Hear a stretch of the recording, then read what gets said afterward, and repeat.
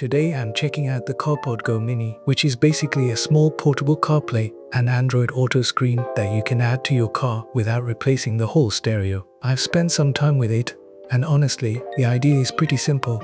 Plug it in, mount it up, and suddenly your older car feels a lot more modern. What I like about this kind of product is that it is not trying to be some huge complicated infotainment system. It is just trying to give you the stuff most people actually use every day: maps, music, calls, and voice control, in a cleaner and easier setup. The first thing I noticed is the size. It is compact, so it does not take over the dash. That matters, because some portable screens can feel a little awkward or too big. But this one feels like it was designed to stay out of the way. It also has a pretty clean look.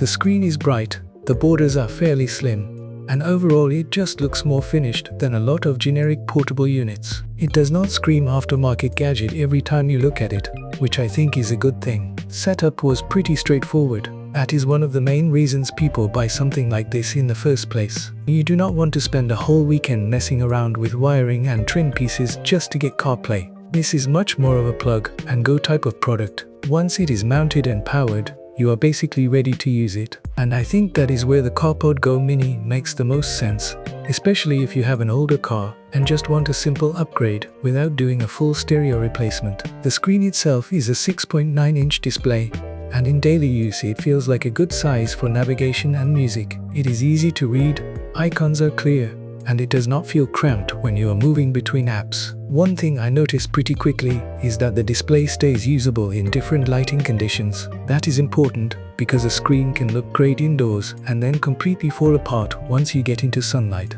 This one does a decent job of staying visible and readable, which is really what matters most. I also like that it automatically adjusts brightness. That sounds like a small thing, but it makes the whole experience feel smoother. At night, it is not blasting your face with light, and during the day it stays bright enough to actually use comfortably. CarPlay and Android Auto. In terms of actual use, the big win here is wireless CarPlay and Android Auto. Once it is connected, it feels like the kind of setup that just makes driving easier. Maps come up fast, music is easy to control, and you do not have to keep fumbling with your phone. It also feels responsive enough that you are not constantly waiting around for it to catch up. That matters more than people think, because if a screen is laggy or slow, you stop enjoying it pretty quickly. With this one, the experience felt pretty straightforward and practical, which is exactly what I want from this kind of product. One thing I think is worth mentioning is that this product is clearly designed with real-world car setups in mind.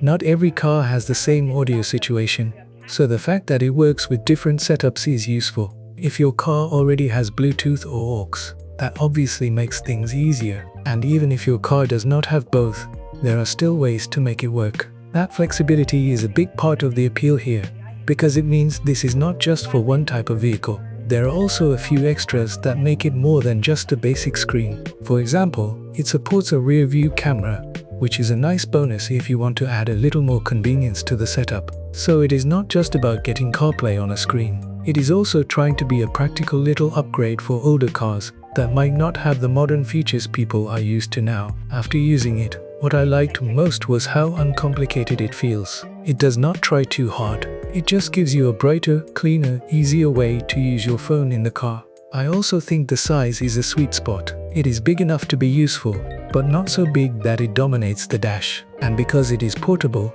it feels less permanent than a full head unit swap, which a lot of people will probably appreciate. The main thing to keep in mind is that this is still a portable setup, so your experience will depend a lot on your car and how you install it. It is not magic, and it is not trying to replace every function of your factory system. But if what you want is a simple way to get wireless CarPlay or Android Auto into a car that does not already have it, this is a pretty appealing option. So overall, the CarPod Go Mini comes across as a neat, well thought out little upgrade. It is compact, easy to use, and it does the main job pretty well. For someone who wants a cleaner dash and modern phone integration without a big install, it makes a lot of sense. For me, it feels like one of those products that is less about being flashy and more about being genuinely useful. And in a category like this, that usually matters more.